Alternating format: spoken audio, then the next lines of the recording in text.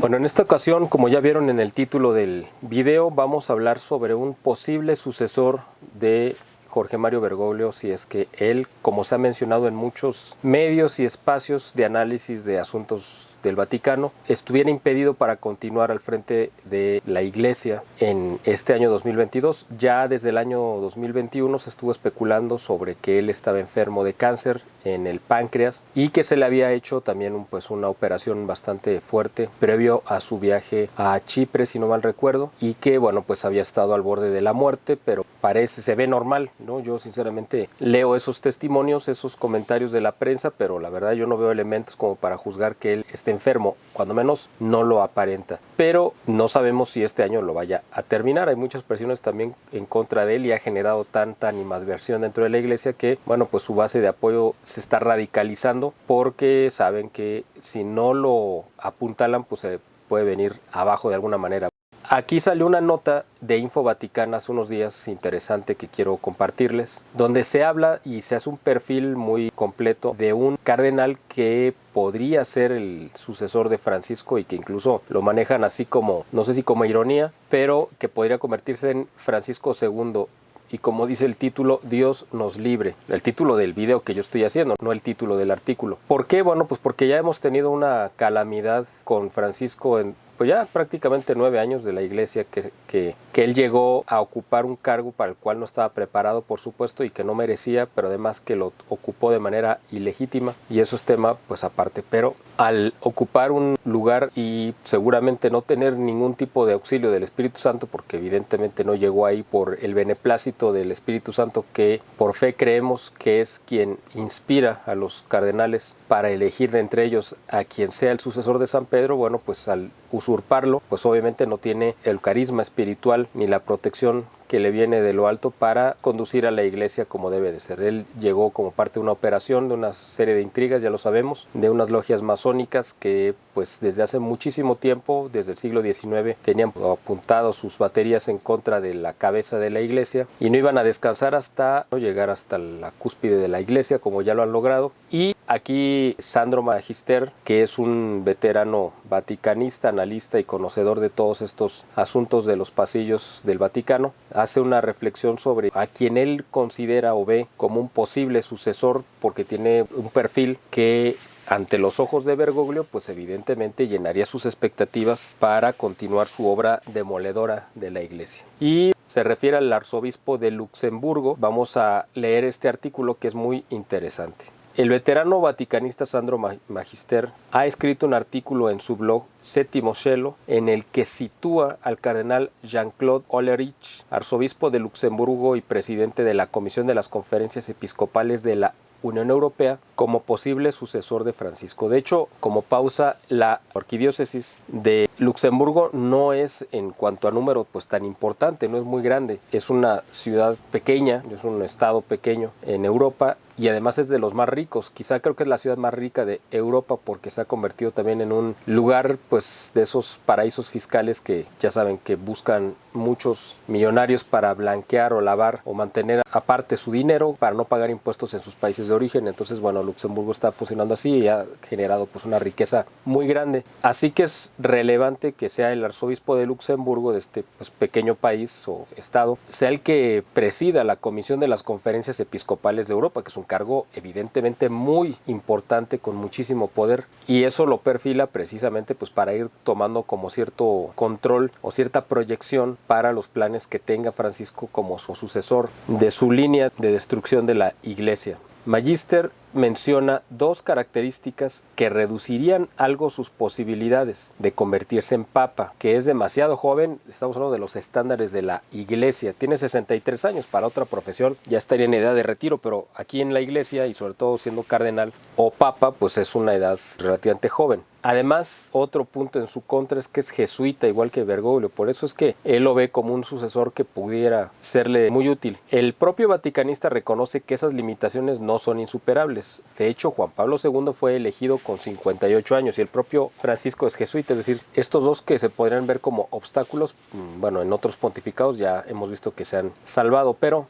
ahorita estamos en una época totalmente distinta. 2 pontífices seguidos de la Compañía de Jesús forzaría las reglas de la probabilidad, pero por otro lado, recuerda Magister, sus 17 años en Japón pueden tener su peso, de Hollerich. En cuanto a la edad del veterano vaticanista, también recuerda que no está muy lejos de otros candidatos como el filipino Luis Antonio Tagle, ¿se acuerdan? El que salió haciendo la señal del saludo diabólico o satánico junto con Francisco en su visita allá a su tierra. Luis Antonio Tagle tiene 65 años y el húngaro Peter Erdő tiene 69. Este último sería más bien la alternativa. También a este Tagle se le había manejado como posible sucesor de Francisco y él lo tenía muy cercano, y bueno, nada que venga de él o que haya tenido el beneplácito de él puede traer algo bueno. Eso yo creo que lo tenemos todos claro, o cuando menos la gente que sí ve claramente cómo está la situación en la iglesia. Hollerich se ha mostrado siempre muy sensible a este desafío de la época y aún hoy habla de él con una serenidad y profundidad que lo diferencian de la mediocre profundidad de la mayoría de los cardenales nombrados por el Papa Francisco, señala Magister. Esto es muy interesante porque ustedes saben que cada pontífice pues va renovando por cuestiones de edad y de pues otro tipo de intereses el colegio cardenalicio, que al final de cuentas es quien va a decidir quién va a ser el siguiente papa. Y son los que van marcando también la línea de la iglesia hacia dónde se conduce, hacia lo más tradicional o conservador o hacia el progresismo, o se mantiene en el centro. Bergoglio ha hecho una labor de nombrar a la mayoría de los cardenales que ahorita participarían en un cónclave, y eso es con la intención de asegurar que él pues va a mover las fichas. Me refiero a él esté vivo o no, o sea, me refiero a que a lo mejor si ya no está la gente que él haya nombrado, pues se va a encargar de que su legado continúe. Y pues según señala Magister en su artículo, pues la mayoría de los cardenales que ha nombrado no tienen una profundidad teológica, ni intelectual, ni espiritual, pero que sí la tiene Hollerich, que además tiene un historial pues muy amplio de tanto de estudios como de como ha sido profesor y ha participado en universidades. Pues él tiene otra visión diferente, ¿no? Más profunda y más amplia. No necesariamente para el bien, simplemente pues es una visión más amplia y más profunda y pues puede ser hacia el mal también, ¿no? Hollerich estudió en Frankfurt y en Múnich, conoce y habla varios idiomas, entre ellos el japonés, y enseñó durante mucho tiempo en la prestigiosa Universidad Sofía de Tokio, hasta que en el 2011 Benedicto XVI le nombró arzobispo de Luxemburgo. Él nació ahí, precisamente en Luxemburgo, estudió en parte ahí, parte en Alemania, tiene varios doctorados, estudió en Roma y también estudió ahí en Tokio. Desde entonces, desde que Benedicto lo nombró arzobispo de Luxemburgo, la Europa en crisis de fe es el espacio prioritario de la misión de Hollerich. Bueno, ustedes saben que Benedicto XVI, cuando él entra al pontificado, nombra como su prioridad a Europa, la reevangelización de Europa, y haciendo a un lado prácticamente el resto del mundo. O sea, dijo, pues cada quien se rasque, el resto del mundo que se rasque con sus uñas, yo me voy a enfocar como pontífice a rescatar Europa, solamente Europa. ¿Por qué? Bueno, pues porque ya Juan Pablo II había hecho una labor misionera amplísima en todo el mundo, tocando todos los puntos cardinales de la tierra, llevando su mensaje a más de 100 países, y bueno, pues Benedicto no tenía ni el carácter, ni el carisma, ni la personalidad como para emular esta característica tan distintiva de Juan Pablo II, y él dijo, bueno, yo me voy a centrar en Europa, para mí es el corazón de la cristiandad y desde aquí se tiene que rescatar los valores, porque aquí se formó el occidente y aquí se formó el cristianismo occidental, etcétera, y desde aquí la civilización se puede rescatar. Entonces él se centró a Europa y sus viajes principalmente fueron ahí y fue su prioridad. Ya saben que muchos cardenales, cuando está el papa reinante o vigente en ese momento, pues sí, se le cuadran y lo obedecen en la medida de lo, pues, cuando menos en las apariencias, pero lo hacen. Ese fue el caso aquí de Hollerich, ¿no? Que también tomó como su prioridad la crisis de fe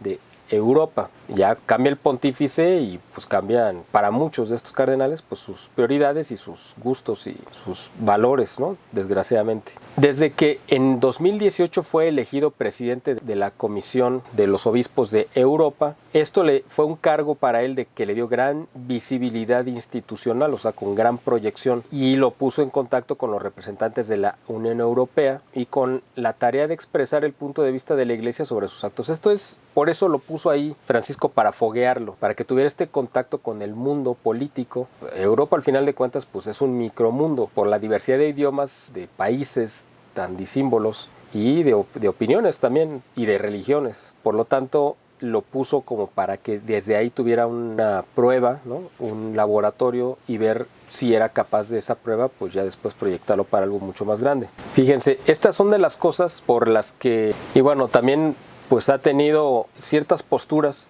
bueno, no solamente que son correctas, sino que también Francisco ha manifestado reprobar de dientes para afuera el aborto, pero la realidad es que ha felicitado y se ha reunido en muchísimas ocasiones con abortistas declarados, abiertos, como esta Bonino, la que llaman Bicicleta ahí de Italia, a la que llamó una grande de Italia, que es una mujer que siempre, pues durante muchos años practicó miles de abortos, los ayudó a practicar, ayudó a las mujeres, o sea, una mujer terrible, y este hombre la exaltó como un gran ejemplo para Italia.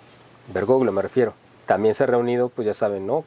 Pues los Obama estaba muy feliz de estar con ellos y con muchos organismos internacionales que apoyan el aborto. Pero de dientes para afuera en su discurso él dice, no, el aborto es muy malo, qué feo el aborto, terrible. Sí, pero en sus actos hace todo lo contrario. Se narra en el artículo precisamente que Hollerich pues lanzó un duro juicio a nombre de los obispos de Europa el 8 de febrero contra la propuesta de Macron, el presidente francés, de incluir el derecho al aborto en la Carta de Derechos Fundamentales de la Unión Europea. Es decir, Macron propuso que sea parte de los derechos humanos el matar gente, ¿no? Bueno, ya sabemos quién es él y de dónde viene. Y Hollerich lo criticó muy fuerte por eso y se le opuso, lo cual está bien. Eso no significa que él pues sea una buena persona. En 2019 fue creado cardenal por el Papa Francisco y en el 8 de julio de 2021 fue nombrado relator general del Sínodo de la Sindonalidad, del cual ya nos hemos ocupado en otros videos y hemos mostrado pues la barbaridad que es esto y que busca la destrucción de los pilares de la Iglesia. Pues él es el relator, es decir, el que va a encargarse de hacer la redacción final del documento. Por sus manos va a pasar lo que se apruebe en este espantajo del sínodo de la sindonalidad, incluyendo si es que se aprueba, por ejemplo, el celibato sea opcional, que es una de las propuestas, o que las mujeres se puedan ordenar como sacerdotes, o lo que ustedes quieran, ¿no? Que los laicos administren parroquias, como también es otra propuesta. Va a pasar por sus manos y de él y de su redacción va a salir ese documento que va a tener un impacto en toda la Iglesia. Respecto a Francisco, siempre indescifrable, aún cuando abre espacios a nuevas soluciones, Hollerich se distingue por su mayor claridad. O sea, esa es la diferencia. En las últimas semanas ha concedido extensas entrevistas en las que ha parecido explicar con la intuitiva aprobación de arriba, es decir, de Francisco, orientaciones que el Papa no quiere enunciar con sus propias palabras, coincidiendo en forma no ciertamente casual con la oleada de reivindicaciones extremas que mientras tanto provienen del casi cismático camino sinodal en marcha en Alemania. Este es un resumen que hace Magister dividiéndolo en los temas de la discordia sobre las últimas entrevistas que ha ofrecido Hollerich al periódico La Croix sobre los sacerdotes casados. En una época eso es lo que dice Hollerich, en una época fui un gran defensor del celibato para todos los sacerdotes, y me imagino que en sus años de juventud, pero hoy deseo que sean viri probati, que es la misma propuesta que se lanzó en el sínodo de la Amazonia, y esa es la propuesta de que los hombres aún casados, pero que sean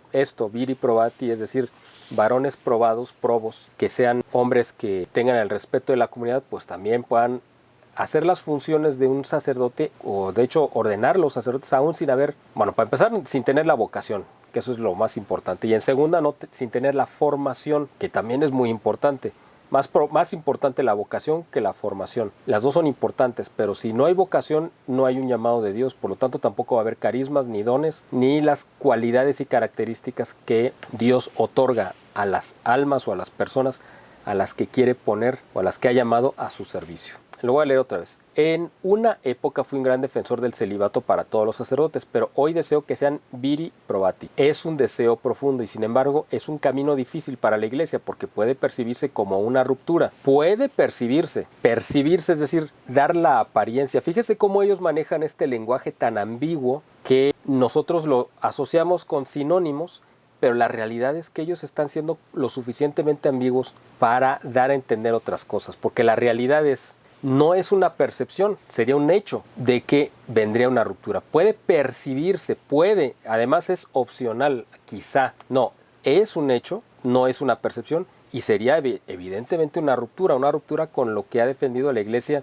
quizá no desde su fundación, pero cuando menos sí desde el año 500 o 600, por muchas circunstancias, que fue cuando ya se determinó que tenían que ser hombres célibes los que los únicos que pudieran acceder al sacerdocio. Después del sínodo sobre la Amazonia, puede ser que una de las razones por las que el Papa no permitió los viri probati fue que se los pidió con demasiada fuerza y que el sínodo se redujo demasiado a esta cuestión. Pero pienso que tenemos que ir en esta dirección, de lo contrario pronto no tendremos más sacerdotes. A largo plazo puedo imaginar también el camino de la ortodoxia, por el que solo los monjes están obligados a ser célibes. Pero aquí obviamente están excluyendo la mano de Dios en esta declaración, porque ellos determinan quiénes serían sacerdotes, brincando lo que mencioné hace un momento, la parte de la vocación, que es el llamado. Dios puede, como decía en el Evangelio, para empezar puedes hacer de las piedras, puede sacar hijos de Abraham, ¿no? Lo puede hacer. Y a cualquier hombre lo puede llamar a la vocación, pero Dios no se va a contradecir, decir, bueno, voy a llamar a un hombre casado que tiene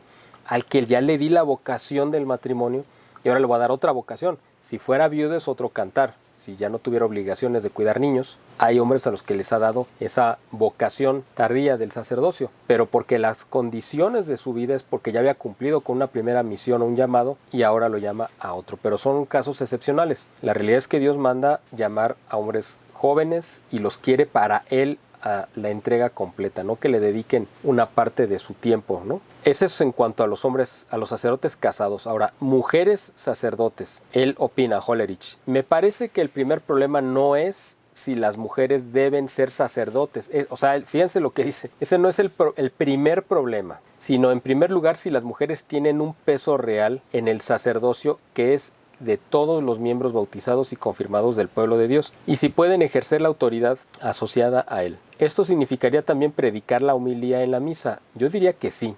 O sea, él pues está convencido, igual que Francisco. Aquí no se trata, o sea, hay que tener mucho cuidado. Aquí no se trata de misoginia y decir es que las mujeres no son capaces, es que las mujeres son inferiores, es que las mujeres no. O sea, por supuesto que no se trata de esto. Si nosotros sentamos en el tablero de la historia a los 12 apóstoles, incluyendo, vamos a incluir a los 11 después de la traición de Judas, los 11 más San Pablo. O sea, vamos a meter ahí a 12 apóstoles y los ponemos en una balanza con la Virgen María. Los 12 apóstoles o la Virgen María, ¿cuál de los dos creen que sería más capaz y más inteligente? Así, no, sin decir otras cosas. Pues evidentemente tiene que ser por lógica y según la teología, pues la Virgen María. ¿Por qué? Porque ella tenía la plenitud de la gracia y la presencia de Dios. Entonces ella tenía la plenitud del conocimiento, de la ciencia, de la sabiduría. O sea, todos los dones de Dios los tenía ella a plenitud. Y los apóstoles no, ellos los tenían en grados diferentes, de acuerdo a su vida, a su virtud y a su santidad. Los tuvieron en plenitud, pues ya una vez que pasaron por el martirio, la mayoría de ellos, exceptuando San Juan, y recibieron la plenitud de la iluminación ya estando ante Dios. Pero en el mundo, pues la mujer más capacitada, más inteligente, más sabia, que ha pisado la tierra, pues es la Virgen María. Y si aún siendo ella y teniendo todas esas cualidades y capacidades, Jesús por alguna razón no la llamó al sacerdocio, pues significa que de ahí para abajo ninguna mujer lo puede hacer, porque no hay otra mujer más digna, más santa y más pura que la Virgen María, y ella no fue llamada al sacerdocio. Entonces ninguna mujer puede ser llamada al sacerdocio. Si no fue ella la máxima, pues ninguna lo puede hacer. Así como ningún hombre puede ser llamado a ser la madre de Dios o el padre de Dios, porque Jesús escogió a San José como un padre adoptivo, una figura de protección y compañía con la Virgen María y para el sustento de la Sagrada Familia. Pero él no decidió tener un padre físico como si tuvo una madre. Entonces ahí se equilibra. La plenitud de los hombres es Jesús, la plenitud de las mujeres es la Virgen María, y ella, siendo la plenitud, no fue llamada al sacerdocio. Así que cualquier otra cosa que puedan decir a favor de, aquí no se trata de que las mujeres sean o no capaces, ya lo dije, se trata de que pues es un mandato de Dios que quiso reservar el sacerdocio a los hombres nada más. Entonces aquí dice que si ellas tendrán la capacidad, y él dice que sí, como si a eso se redujera el que sean o no mujeres ordenadas como sacerdotes. Ahora habla de las mujeres diaconisas. No tendría nada en contra, dice Hollerich, pero las reformas deben tener un fundamento estable. Si el Papa permitiera repentinamente los viri probati y las diaconisas, habría un gran peligro de cisma. No solo está la situación de Alemania, donde quizá solo se separaría una pequeña parte. En África o en países como Francia, probablemente muchos obispos no cooperarían. O sea, ellos también pues reconocen la resistencia que habría, por supuesto, en muchos sectores de la Iglesia, porque esto sería Eso básicamente es destruir y convertir a la iglesia en lo que son las sectas protestantes, donde hay pastores, pastoras, obispos, o en el caso de los anglicanos hasta obispas y de todo. Entonces también vamos a hacer un video más adelante sobre el asunto, cómo afectó el proceso de la sindonalidad a la iglesia anglicana, que de por sí ya estaba en problemas por ser una iglesia cismática, y esto los metió en una situación terrible, y los mismos obispos anglicanos están advirtiendo a la iglesia qué es lo que viene, pero eso es tema aparte. El sínodo alemán. A veces tengo la impresión de que los obispos alemanes no comprenden al Papa. No, ellos son los que más comprenden, son los más cercanos, y el Papa es con quien mejor, bueno, el Papa yo no le digo así, pero Francisco es el con quien más se siente identificado con esta parte cismática de la iglesia de Alemania, que emulando a Martín Lutero y encabezados por Reinhard Marx, pues están llevando a la iglesia totalmente hacia la ruptura y el cisma. Por eso lo que él quiere aplicar en toda la iglesia permite que desde Alemania surja, para que él no pueda detenerlo, ¿no? Y que la iglesia alemana se imponga con su fuerza, pero tienen toda el aval y la bendición, bueno, no bendición, porque yo no sé si él tenga ese poder, pero cuando menos tiene todo el aval y el respaldo de Francisco. A veces tengo la impresión de que los obispos alemanes no comprenden al Papa. El Papa no es liberal, es radical. Es a partir de la radicalidad del evangelio que se produce el cambio. Comparto la actitud de Thomas Halleck. No podemos hablar solo de reformas estructurales. La espiritualidad también debe volver a crecer. Si solo se trata de reformas como resultado de un choque, todo puede dar un vuelco rápidamente. En este caso, todo depende únicamente de la mayor influencia de uno u otro grupo. Así no se sale del círculo vicioso. Otro tema sobre el que opinó en esta entrevista es sexualidad y abusos. Y Hollerich dice: tenemos que cambiar nuestra forma de considerar la sexualidad. Lo acaba de decir Francisco también, ustedes acuérdense, hace unos días o unas semanas, dijo que pues el pecado de la carne no era el más grave, y que bueno, pues había otros mucho peores, y ellos han tratado siempre de minimizar el asunto de los pecados de la carne, porque es una de las formas en las que saben que debilitan al cuerpo místico de Cristo, permitiendo, no podrían ser flexibles ni abiertos hacia la homosexualidad, el lesbianismo y todas las aberraciones que ellos promueven, hasta la transexualidad. Acuérdense que un Jueves Santo, en el del 2014, Francisco fue a una cárcel de Italia, le lavó los pies y se los besó a un transexual, y le dio la comunión, y nunca le dio la absolución. O sea, nunca le dijo: oye, no, cambia de vida, tienes que... No, le dio el aval de que esa condición que desafía a Dios por desafiar a la naturaleza, pues está bien. Por eso para ellos, para la gente que rodea a Francisco, el ablandar el tema de la sexualidad y la promiscuidad, pues es una prioridad, porque eso es algo que abona a su agenda de destrucción. Entonces, repito, tenemos que cambiar nuestra forma de considerar la sexualidad. Hasta ahora hemos tenido una visión más bien represiva de ella. Es decir, liberemos, abrámoslo, ¿no? Evidentemente, no se trata de decir a las personas que pueden hacer cualquier cosa, ni de abolir la moral, pero creo que debemos decir que la sexualidad es un don de Dios. Lo sabemos, pero ¿lo decimos? No estoy seguro. Algunos atribuyen la multiplicación de los abusos a la revolución sexual. Yo pienso exactamente lo contrario. En mi opinión, las cosas más horribles ocurrieron antes de los años 70. O sea, él dice que a raíz de la revolución sexual las condiciones cambiaron, porque ya se supone que había una libertad donde los sacerdotes podían ir a acostarse con mujeres, hombres o con lo que fuera. Pero antes de eso, como no se permitía, pues tenían que ir a delinquir con menores de edad, ¿no? Imagínense qué mentalidad tan retorcida y podrida tiene este hombre, y por eso califica muy bien para ser el sucesor de Francisco. Otro tema, la homosexualidad. Ya hemos tratado este asunto de lo que mencionó el cardenal Reinhard Marx sobre la homosexualidad, que es un gran promotor de ella, y no me extrañaría que hasta un gran practicante, porque tanta defensa me parece muy sospechosa. Y esto es el sello como distintivo de este grupo, del grupo de San Galo. Todos están a favor de la homosexualidad, por alguna razón será. Pero aquí lo que él dice, Hollerich dice: las posiciones de la iglesia sobre las relaciones homosexuales como pecaminosas son erróneas. Es lo mismo que dice Marx, el cardenal Marx. Lo repito, las posiciones de la iglesia sobre las relaciones homosexuales como pecaminosas son erróneas, es decir, San Pablo está equivocado y el Antiguo Testamento también. Creo que el fundamento sociológico y científico, no el teológico, fíjense, creo que el fundamento sociológico y científico de esta doctrina ya no es correcto. O sea, está poniendo por encima de la teología a la sociología y al criterio científico, que sabemos que cuando se aleja de la teología pues se equivoca, cae en el materialismo, y lo sociológico pues termina siendo una interpretación freudiana del comportamiento humano, que también se remite totalmente a lo sexual y a los instintos primitivos del ser humano, ¿no? A los instintos más bajos. Es tiempo para encarar una revisión fundamental de la enseñanza de la Iglesia, y el modo en que el Papa Francisco ha hablado de la homosexualidad puede llevar a un cambio en la doctrina. Totalmente de acuerdo. El que más ha promovido el cambio de criterio en la Iglesia hacia la homosexualidad pues ha sido Francisco, un abierto promotor, impulsor, pues no sé qué más.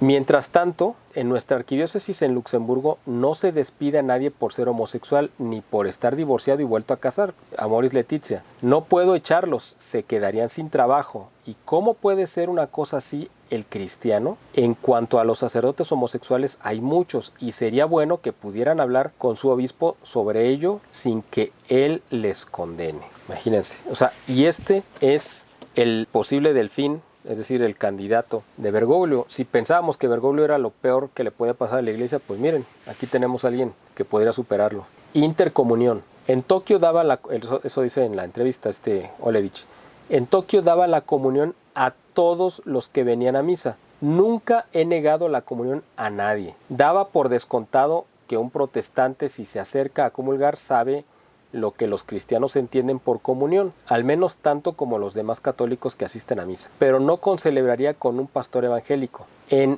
Tokio aprendí a conocer muy bien el protestantismo y a apreciarlo, igual que Francisco, exactamente igual. Pero una vez estuve presente en una de sus cenas del Señor y me horroricé cuando se tiró el resto del vino, así como el pan sobrante. Esto me impactó mucho porque como católico creo en la presencia real. Fíjense que lo que está diciendo, está equiparando este rito protestante como si ahí se hubiera dado la transubstanciación. O sea, fíjese lo que dice. Ahí por supuesto que no está presente el cuerpo ni la sangre de Cristo, solamente está presente en una celebración en la Iglesia Católica y en las ortodoxas, y no en todas. Pero aquí él se horroriza porque tiraron el pan y el vino, que eran pan y vino. Eso sí se puede decir, bueno, era un desperdicio, se le puede haber dado a algún hambriento, pero era comida y bebida normal. Ahí no estaba el cuerpo ni la sangre de Cristo, pero con este comentario él está equiparando ese ritual, que pudiéramos llamarlo hasta pagano, porque va en contra de lo que dijo Cristo, aunque sea hecho por protestantes, y lo está equiparando a la celebración eucarística y a la transubstanciación, que es ese proceso en el que ese pan y el vino, aunque siguen conservando su misma forma y apariencia y color y textura, pero se transforma de manera milagrosa en el cuerpo y sangre de Cristo. Y para comprobarlo, pues ha habido muchísimos milagros eucarísticos a través de los cuales Cristo le recuerda a la gente su presencia real en la Eucaristía. Ahora, misa en latín, lo que opina él de la misa en latín, fíjese, esta es como la cereza del pastel. Me gusta la misa en latín, los textos me parecen muy bonitos, sobre todo el canon primero. Cuando celebro la misa en la capilla de mi casa, a veces elijo una oración en latín, pero en una parroquia no lo haría. Sé que la gente de ahí no entiende latín y no sacaría nada en claro. O sea, como diciendo, no tiene ningún provecho. En Amberes me han pedido que celebre una misa en latín con el rito actual. Esto lo haré, pero no lo celebraré con el rito antiguo. Claro que no, con el tridentino, por supuesto, porque son repelentes, igual que Francisco. Eso no quiere decir que otros no puedan quizá hacerlo en forma correcta, pero yo no puedo. En nuestro idioma y en nuestra imaginación, el pasado está atrás de nosotros y el futuro está delante de nosotros. En el antiguo Egipto las cosas eran exactamente al revés. El pasado era visto como algo que está delante de nosotros porque lo conocemos y lo vemos, mientras que el futuro estaba detrás porque no se le conoce. Me parece que la Iglesia Católica tiene todavía un toque egipcio, pero ya no funciona. Dios se abre al futuro, como diciendo Dios pues es voluble, pues cambia, ¿no? Tiene sus ratos de cambio de humor y entonces él no es el inmutable y eterno, sino pues es el voluble y cambiante, ¿no? Algunos dicen que la misa solía ser mucho más hermosa, pero ¿a qué forma se refieren? A lo sumo se imaginan un cierto pasado que se estiliza en una tradición. Aquí es donde la civilización egipcia terminó por fracasar, ya no tenían la capacidad de transformarse, imagínense. Bueno, sería un muy digno Francisco II, Dios nos libre. Sobre el aborto, conozco a hombres y mujeres, incluso de izquierda, que dicen ser cristianos convencidos que luchan contra el cambio climático, pero que en el Parlamento Europeo votan para que el aborto sea un derecho fundamental y para restringir la libertad de conciencia de los médicos. Tienden a limitar sus preferencias religiosas al ámbito privado, pero en ese caso ya no es una religión, sino una convicción personal. La religión requiere un espacio público en el que expresarse. Por ejemplo, estoy absolutamente en contra del aborto. Como cristiano no puedo tener una posición diferente, pero también comprendo que hay una preocupación por la dignidad de las mujeres, y ahí va la cantaleta y el engaño. Y que lo que hemos sostenido en el pasado para oponernos a las leyes del aborto ya no es audible hoy, o sea, ya no es vigente. O sea, si antes se mataban niños en el vientre, que en un aborto, pues ahora, bueno, ya es producto, ya son otras cosas, ya no se le puede llamar vida. O porque, bueno, pues ya cambiaron la situación, o sea, ya no tenemos la misma conciencia. Esa es la perversidad que hay detrás de estas palabras. Llegados a este punto, ¿qué otra medida podemos tomar para defender la vida? Cuando se deja de seguir un discurso, no hay que enfadarse, sino buscar otras vías. En otro punto, el de la bendición litúrgica de las parejas homosexuales, sobre el que el sínodo alemán se ha desatado y el Papa Francisco ha dado señales de ceder, porque por supuesto que Francisco está totalmente de acuerdo. Acuérdense que se desató una polémica, ustedes recordarán, además está aquí la entrevista, bueno, la voy a subir, la transmitimos en otros medios, pero no la hemos subido a este canal y espero que la tengamos pronto. Es una entrevista que me hizo el comunicador mexicano católico Esteban Arce en su espacio noticioso que tiene todos los días a nivel nacional en Imagen Radio. Para los que estén fuera de, no vivan en México, pues Imagen es una cadena de radio nacional que tiene pues muchísima audiencia, y Esteban Arce pues es uno de los comunicadores más importantes de México. Y él me preguntó, creo que el 4 de mayo del 2021, precisamente porque el 10 de mayo estaba programado que se iban a dar estas bendiciones en la iglesia alemana, las primeras bendiciones a parejas homosexuales. Entonces me hizo una entrevista pues como para preguntarme, oye, ¿qué es esto? ¿Qué viene? Y yo le hice un recuento que por ahí no recuerdo las fechas exactas, pero por ahí del 24 de marzo más o menos, le habían hecho una pregunta a la Congregación para la Doctrina de la Fe sobre si era lícito o no, bueno, dar bendiciones a las parejas homosexuales. Y la Congregación de la Doctrina de la Fe, pues algo raro por estar bajo el control todavía de Francisco, pues dijo que no, que por supuesto que no, que eso era totalmente en contra de la doctrina. Entonces le mandaron una carta a Francisco, supuestamente un homosexual, para quejarse y decirse que se sentía muy lastimado por esto, y Francisco se desbarató en elogios y en disculpas y en decir que él le había dolido profundamente esa carta de la Congregación para la Doctrina de la Fe, que había tenido este acto tan cruel de discriminación contra los pobrecitos homosexuales. Y de ahí se toma precisamente los alemanes para justificar esta abominación. Creo que fue el 10 de mayo del 2021. Y bueno, pues aquí lo estamos retomando, pero era importante hacer este apunte. Lo voy a retomar. En otro punto, el de la bendición litúrgica de las parejas homosexuales, sobre el que el sínodo alemán se ha desatado y el propio Papa Francisco ha dado señales de ceder, Hollerich corta por lo sano. Con las bendiciones nupciales no estoy de acuerdo, porque consideramos que el matrimonio es solo la unión entre un hombre y una mujer.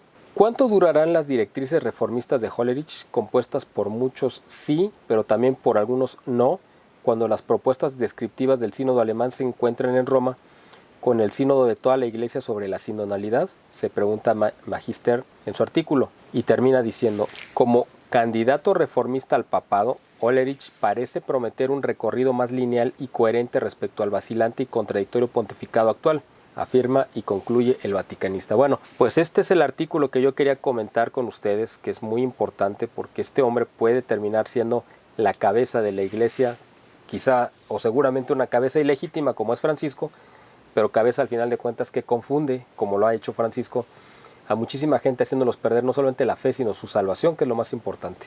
Francisco ha sido un hombre que se ha destacado por sus ambigüedades, por sus no definiciones, pero detrás de esas aparentes no definiciones, claro que hay una línea muy marcada hacia el error, para que la gente sola vaya y caiga ahí y él diga, bueno, pues yo no les dije, pues él fue y ahí se tiró. Claro, pero había todas las señales diciendo que hacia allá era el destino. Aquí lo que vemos es que este hombre, el arzobispo de Luxemburgo, puede terminar siendo algo igual o peor que Francisco, que ya es mucho decir. Creo que será más peligroso porque evidentemente es mucho más inteligente y tiene mucho más formación, y eso lo convierte en alguien pues más astuto. Así que no sabemos qué pueda pasar. Ya con Francisco hemos tenido una calamidad terrible durante casi 9 años y esto podría ser pues algo todavía mucho peor. No sabemos si antes de que se vaya Francisco va a acabar declarándose el cisma abiertamente o le va a tocar a él que le estalle en las manos. No sabemos, pero digo, si es que él es el sucesor. Pero mientras el Papa Benedicto XVI esté vivo, cualquier, así sea el cardenal más santo de la Iglesia, que ocupara el cargo o que fuera el sucesor de Francisco, estando Benedicto vivo, es un papa ilegítimo. Así sea el cardenal más santo de la Iglesia. Porque el papa legítimo y el único vicario de Cristo que hay en la Iglesia es el Papa Benedicto XVI. Mientras él esté vivo, no habrá sede vacante, así se muera Francisco o renuncie o lo echen o lo que pase con él. El verdadero vicario de Cristo es el Papa Benedicto. Así que estos que pudieran llegar a ser obispos vestidos de blanco y autoproclamarse papas no van a ser vicarios de Cristo. Estamos en una época de la historia de la Iglesia y de la humanidad pues única. Gracias a Dios, digo, esto no se va a repetir, pero nos va a tocar ver cosas terribles y nos está tocando ver cosas espantosas. Tenemos una idea pues por las profecías y por la Sagrada Escritura, pero conforme nos vamos acercando y vemos como más claramente lo que está sucediendo, pues nos parece más difícil de aceptar. Y como les he dicho en los videos últimos que he estado subiendo, pues este es un llamado no al miedo, ni al pánico, ni al escándalo, sino un llamado de conciencia para madurar en la fe, un crecimiento, hacer un llamado al crecimiento espiritual y pues nuestra fe está a prueba todos los días y tenemos que reforzarle y pedirle a Dios la gracia de blindar nuestra fe para que no caigamos en dudas o en temores y reconocer los problemas que estamos enfrentando como católicos, no cerrar los ojos ni ser cómplices del error de lo que está diciendo Francisco ni la gente que lo secunda y defender nuestra religión, que es el tesoro que hemos recibido directamente de Cristo, la revelación, la tradición del magisterio. Pues ahí es donde está el tesoro y no tenemos que buscar otro, ni inventar una nueva religión, ni abrirle caminos que no existen, porque esos caminos novedosos nos van a llevar al infierno, del cual ya tampoco se quiere hablar, porque eso es políticamente incorrecto. Bueno, espero que este video les haya servido para tener una idea de lo que viene en la iglesia y prepararnos espiritualmente. Para eso es básicamente la idea de hacer este tipo de videos, para estar preparados, hacer mucha oración y el tiempo que nos permita Dios todavía estar en este mundo, aprovecharlo, frecuentar los sacramentos mientras podamos todavía tener acceso a ellos y confiar en que pues esta barca no es de Bergoglio, ni es de Hollerich, ni de Marx, sino es de Cristo y Él es el que, aunque parece que está dormido, pero Él es el que va a llevarnos a buen puerto. No sin antes haber cruzado, por supuesto, la tormenta en la cual pues muchos van a caerse de la barca y nosotros tenemos que aferrarnos a Él directamente. Bueno, pues eso es lo que yo quería comentarles. Si les parece adecuado el contenido de este video, pues les pido que lo compartan, que le den me gusta y si están en sus posibilidades que puedan apoyar económicamente esta labor que estamos haciendo con mucho sacrificio, pues también se los pedimos y también que nos incluyan en sus oraciones y estén al pendiente, activen las notificaciones porque estamos tratando de subir contenido lo más frecuentemente posible. Así que bueno, pues como siempre agradeciéndoles el favor de su atención, espero verlos pronto en un siguiente video.